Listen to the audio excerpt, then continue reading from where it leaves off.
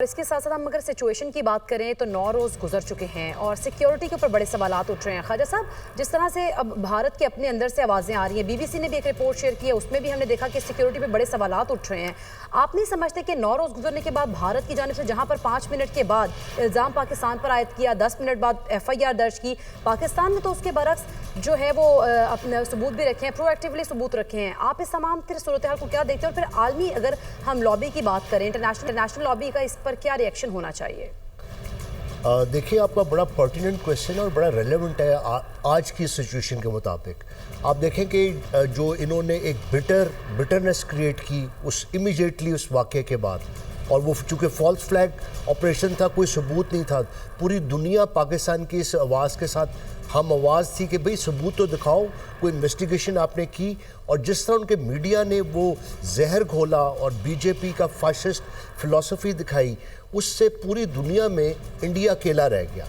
उसकी दूसरी तरफ पाकिस्तान ने ये किया कि पाकिस्तान ने बड़े प्रूडेंस से और बड़े विजडम के साथ रिएक्ट किया, और उन्होंने सबसे पहली बात ये की कि अगर आपको आपके पास कोई ऐसा सबूत है तो हम एक इंक्वायरी के लिए तो तैयार हैं, लेकिन उस इंक्वायरी के लिए ज़रूरी है कि TORs जो होंगे वो म्यूचुअल बनेंगे, और नंबर 2 वो कहते हैं क्रेडिबल TORs होंगे, तो एक इम्पार्शियल इंक्वायरी हो जाए। अब उसके नतीजे में आप ये देखें कि UN के सेक्रेटरी जनरल ने एंटोनियो गुटेरेस ने जब बात की पाकिस्तान से और इंडिया से, उसमें उन्होंने इस अटैक को कंडेम किया, लेकिन उसके साथ उन्होंने कहा कि टेंशन ईज करें, डी-एस्केलेट करें। और एक बड़ी अहम बात मैं आपको बताऊं, उन्होंने किसी जगह ये नहीं कहा कि ये जो अटैक है ये इंडिया में हुआ है। उन्होंने जम्मू एंड कश्मीर का, विच इज़ UN को पता है, सेक्रेटरी जनरल को पता है कि उन्हीं की UNSC की करारदाद के मुताबिक वो एक डिस्प्यूटेड एरिया है। उसके बाद कल जैसे मैंने बात की थी, मार्को रूबियो ने जो सेक्रेटरी ऑफ स्टेट है, उन्होंने जयशंकर से बात की और फिर प्राइम मिनिस्टर ऑफ पाकिस्तान से बात की, और उस पर उन्होंने दोनों ने कहा कि आप डी-एस्केलेट करें टेंशन को, पाकिस्तान को कंडेम करें, और नंबर 2 वो इस पूरी सिचुएशन को डिफ्यूज़ करने के लिए बात हुई। किसी जगह पे कहते हैं सूरत हाल हम डिस्कस करते हैं, इंटरनेशनल लॉबी के हवाले से मैं बात की है, लेकिन भारत ने राफेल जो तैयारियां उनके हवाले से भी एक बात की थी। उन्होंने तो उनको गेम चेंजर करार दिया था, लेकिन सूरत हाल जो है इतला जो में मौसूल हुई हैं उसके मुताबिक तो पाकिस्तान के जदीद रेडार के सामने बेबस दिखाई दिए हैं। आप इसे राफेल की खामी कहेंगे या फिर पाकिस्तान की सलाहियत का सबूत कहेंगे?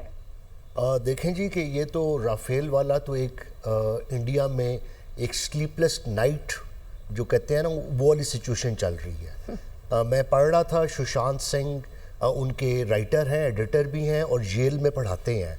उन्होंने करण थापर से ही बात की है। उनकी एक रिपोर्ट कारवान में छपी है जिसमें क्लियरली उनके जो एयरफोर्स के चीफ हैं, चीफ मार्शल जिनका नाम मिस्टर सिंह है, उन्होंने मोदी के दौर में देखें, आजकल उन्होंने ये स्टेटमेंट दिया है कि उनकी एयरफोर्स जो है उसकी ताकत जो है वो डिप्लीटेड है। उनको 60 स्क्वाड्रन्स चाहिए, इससे 31 स्क्वाड्रन्स हैं। ये सुशांत सिंह की रिपोर्ट मैं बता रहा हूँ, जो जिसकी मैंने अपनी रेफरेंस दी है। नंबर 2, उनके पास 2 मिग के स्क्वाड्रन्स हैं, और दोनों मिग 21 के स्क्वाड्रन्स का मतलब है वो आउटडेटेड हैं। उनके ना स्पेयर्स हैं ना कुछ है। उसके बाद वो मॉडर्न वॉरफेयर के लिए बिल्कुल तैयार नहीं है। नंबर 3 बात, उनके पास जो जैगुआर है, जैगुआर ना स्पेन और ना फ्रांस उसके स्पेयर पार्ट्स बना रहा है। अब 36 राफेल हैं, और राफेल की ट्रेनिंग के लिए आप देखें वहाँ पे इजरायली पहुँचे हुए हैं, और अब ये आए भी, और एक जिस तरह वो एयर शो होता है, वो बाउंड्री पे एयर शो करके चले गए। अब पाकिस्तान के पास एक्सेस है, ये इंडिया वाले रोज़ ववेला करते हैं कि चूँकि चाइनीज़ के साथ, डोंट फॉरगेट, अभी बड़ी इंपॉर्टेंट बात की जनरल रज़ा साहब ने कि Chinese they are not war mongers like India, वो पीसफुल नेशन है, लेकिन हमारी उनकी स्ट्रेटेजिक पार्टनरशिप है। ये प्लीज़ अंडरस्टैंड करें, जिस तरह इंडिया क्लेम करता है कि उनकी स्ट्रेटेजिक पार्टनरशिप अमेरिका से है, लिहाजा हमें रियल टाइम सर्वेलेंस की फैसिलिटी इंडिया को ख्याल है कि हमारे पास है, और इतना वो हमें पता है कि हमारी एयरफोर्स जो है वो हर तरह से अपडेटेड है, उनके पास इक्विपमेंट है, उनके पास स्किल सेट है, हमारे पायलट्स शार्प हैं, और अबव ऑल जो मैंने पहले दिन बात की थी आपसे, जो जज्बा है हमारे में, जज्बा not only to defend and fight, but जज्बा टू सेक्रीफाइस ऑल्सो एंड जज्बा टू विन, ये जो हमारी एयरफोर्स में और हमारे सोल्जर में और हर पाकिस्तानी में जज्बा है, ये है जिससे मोदी डरता है, जिससे इंडियन मीडिया डरता है, और वो सारा दिन बैठ के आप देखें हम पे इल्ज़ाम तराशी कर रहे हैं। तो राफेल आए, एक एयर शो करके खुद चले गए, और वो उनको बताना था, उनका अपना सोशल मीडिया कह रहा था कि भाई वो राफेल आए थे, वो कहाँ गए। तो मुझे लगता है कि they had some bad intentions, लेकिन हमारी अलर्टनेस जो थी पाकिस्तान एयरफोर्स की, वी सैल्यूट देम, अपने पायलट्स को, अपनी लीडरशिप को, कि उन्होंने ऐसा काम किया जिससे वो राफेल वापस चले गए। बिल्कुल, आपका पॉइंट आ चुका है। दुनिया सिचुएशन रूम में एक बार फिर से आपको खुशामदीद कहते हैं। हमारा पैनल हमारे साथ मौजूद है। ख्वाजा इमरान रजा साहब, आपकी जानिब आऊँगा। हमने राफेल तैयारों पर तो बात कर ली है और जो इंटरनेशनल कम्युनिटी है उस पर भी बात कर ली है, लेकिन अब जो वहाँ पर मुसलमान कम्युनिटी है, कश्मीर में जो मुसलमान कम्युनिटी है और जो बाकी इंडिया है उसमें जो मुसलमान कम्युनिटी है, उसके साथ जो हो रहा है वो इंतहाई खौफनाक है। मुसलमान खातून है एक, उन पर कुत्ता छोड़ा गया, फिर सैकड़ों भारतीय मुसलमानों के घरों और दुकानों की तोड़फोड़ हो चुकी है अब तक, और जय श्री राम के नारे लगाने पर भी मजबूर किया जा रहा है वहाँ पर मुसलमानों को। इस सिचुएशन को कैसे एनालाइज करते हैं? देखिए, ये इंतहाई अफसोसनाक है। ये इंडिया एक अपने आप को सेकुलर मुल्क कहता है, मोरालिटी के लेक्चर देता है दुनिया को, और इनकी हालत देखें कि ये बीजेपी के नैरेटिव को लेके चले हैं। जब कि मोदी आए हैं, वहाँ पे कांग्रेस का भी राज रहा है, लेकिन मोदी जब से आए हैं इन्होंने फैशिस्ट मेंटालिटी शो की है, नफ़रत और जहर घोला है मुसलमानों के ख़िलाफ़, सिखों के ख़िलाफ़, क्रिश्चियंस के ख़िलाफ़, दलित्स के ख़िलाफ़। दुनिया भर में, कनाडा में जाके सिखों को मारा, फिर इनके नेटवर्क्स पकड़े गए। अब जो कश्मीर में ये कर रहे हैं, अब देखें 4000 से लेके 5000 लोगों को ये गिरफ़्तार कर चुके हैं जम्मू में। उसके बाद वहाँ पे लोगों के घर तोड़ रहे हैं, लोगों को गिरफ़्तार कर रहे हैं, यंगस्टर्स को मार रहे हैं, उनको गिरफ़्तार कर रहे हैं। एक अजीब कैओस क्रिएट किया हुआ, और ये इनकी भूख है। ये इनमें एक ये जो है ना मोदी सरकार, इसको चस्का लगा हुआ है कि मुसलमानों के ख़िलाफ़ जब तक ये इस तरह के एक्शन नहीं करते। डिप्लोमेसी में एक वर्ड होता है, मैं आपको बताता हूँ, हमारे यहाँ पे सुफ्रा भी शिरकत कर रहे हैं, कि प्रिटेक्सटिंग। वो एक आर्टिफिशियल तौर पे एक चैलेंज क्रिएट किया जाता है, फिर उस चैलेंज को फाइट किया जाता है, और फिर ड्रम बीटिंग की जाती है, हमने बड़ा काम किया, और उसी बहाने अपने कुछ मकासद पूरे किए जाते हैं।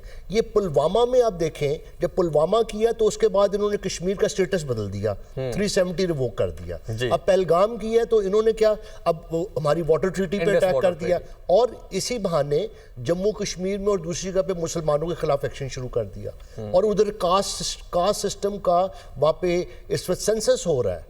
तो ये इनकी, और बिहार में इलेक्शन हो रहे हैं, तो ये इस तरह की प्रोटेक्टिंग में एक सिचुएशन क्रिएट करते हैं, उसको फाइट करते हैं, और फिर लोगों से एक तरफ वो कहते हैं कि हमने बहुत बड़ा काम किया, और साथ अपने दूसरे जो गंदे मजमूम इरादे हैं उनको पूरा करते हैं। तो लिहाजा ये इंतहाई अफसोस, और ये मैं आपको बड़ी जिम्मेदारी से बता रहा हूँ कि ये आज इंडिया आइसोलेटेड इसलिए है कि मोदी का फैशिस्ट चेहरा जो है, बिगटेड हेटफुल चेहरा, जहर आलूद उनकी ज़ुबान और उनकी सोच जो है, वो दुनिया पे आया हो गई है। सही। अच्छा, साथ ही हमने तो पहले ही फ़दाई हदूद चले बंद कर दी थी। आज ही की खबर है, कल रात की खबर है बेसिकली, कि उन्होंने भी अब पाकिस्तानी फ़दाई हदूद बंद कर दी है, लेकिन उसमें एक बड़ा इंपॉर्टेंट एलिमेंट है, 23 मई तक बंद की गई है। अब ये ज़रा समझाएं कि ये क्या सिग्नल है। हमने देखे उनकी फ़दाई हदूद बंद की, हमने रिएक्शन दिया, एक्शन किया, और हमने गैर मुअय्यना मुद्दत के लिए बंद की। अब 23 मई तक बंद करना, व्हाट डज इट मीन? देखें जी, ये Modi sitting on A powder keg, ये एक खौफनाक सिचुएशन बन चुकी है इंडिया खुद अब उसके लिए। मैंने कल आपको कहा था कि एक तरफ डेवल और एक तरफ डीप ब्लू सी है। अब मसला ये है कि वहाँ पे लोगों की अब मुख्तलिफ आरा आ रही है, क्योंकि कन्फ्यूजन है। अब जैसे भी रॉ की जो रिपोर्ट्स लीक हुई हैं, आप ये देखिए कि उसके बाद इंडिया में क्या पोजीशन होगी। वहाँ पे आप उनका सोशल मीडिया देखें, कहते हैं जी जब तक ये आपका IPL हो रहा है इसको काइंडली किसी तरह चलने दें, ये भी वॉर को आप आगे कीजिए। तो ये मेरे ख्याल से ये स्कर्मिशेस हैं छोटे छोटे इनके कंफ्यूज्ड डिसीजन में, जिससे पता लगता है कि अब उनके पाँव जमे हुए पाँव नहीं हैं, और वो उनके जो डिसीजंस हैं वो किसी लॉजिक या रैशनल पे बेस नहीं कर रहे। राइट।